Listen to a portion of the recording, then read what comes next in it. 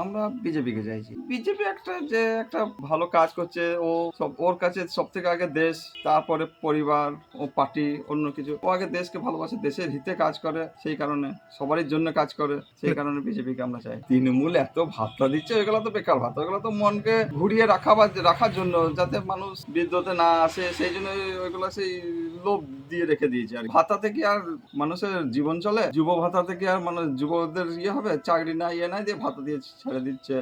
এগুলোতে দিয়ে এইদিকে পশ্চিমবাংলাতে আজ কত ঋণী হয়ে পড়ে গেছে। পশ্চিমবাংলার জনসংখ্যা যে মাথা পিছু ৮০-৮৫ হাজার টাকা করে ঋণ পড়ে গেছে। তাহলে এক একটা বাড়িতে যদি ৫টা করে মেম্বার হয়, তাহলে হিসাব করে দেখুন যে তাহলে এক একটা বাড়িতে কত টাকা করে ঋণী। তো সেই ১,৫০০ টাকা ১,০০০ টাকাতে ভাতাতে আর ইয়েতে কি হবে? অনেক কিছুই আছে। প্রথম কথা তো হচ্ছে মানুষের গণতন্ত্রের অধিকার কেড়ে নিয়েছে। মানুষকে ভালোভাবে আর ভোট দিতে দেয় না। মানুষকে অনেক কিছুই প্রথম কথা গণতন্ত্রের অধিকার কেড়ে নিয়েছে। তারপরে তো সবই দেখছেন, সব জায়গাতেই কাটমানি, চোর, চুরি, সব জিনিসে চুরি চলছে, চলছে, এমনকি শিক্ষাতেও চুরি। তাহলে এরপরে ছেলে স্কুলগুলো সব আস্তে আস্তে সব বন্ধ হয়ে যাচ্ছে। হাসপাতাল একটাও ভালো নয়, হাসপাতালে কোনো কাজ হচ্ছে না। হাসপাতালে বিল্ডিং আছে কিন্তু কোনো চিকিৎসার কোনো ব্যবস্থা নাই। তো এক জায়গা থেকে হাসপাতাল গেলে অন্য জায়গায় রেফার করে দিচ্ছে। ওই মানুষ এখন তখন অসুস্থ অবস্থাতে তখন এই ছুটে বেড়াতে হচ্ছে।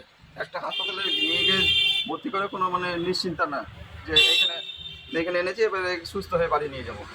ও হাসপাতাল আবার অন্য জায়গায় ট্রান্সফার করে দিচ্ছে, ওই হাসপাতাল আবার অন্য জায়গায় ট্রান্সফার করে দিচ্ছে। একের পর এক মানুষকে হয়রানি করছে। তৃণমূল তো সবই দুর্নীতি। একটা তো দুর্নীতি ছাড়া তো কোনো কাজই নাই। এমনকি যদি বাড়ি দিচ্ছে তাতেও দুর্নীতি, পায়খানা ঘর দিচ্ছে তাতেও দুর্নীতি।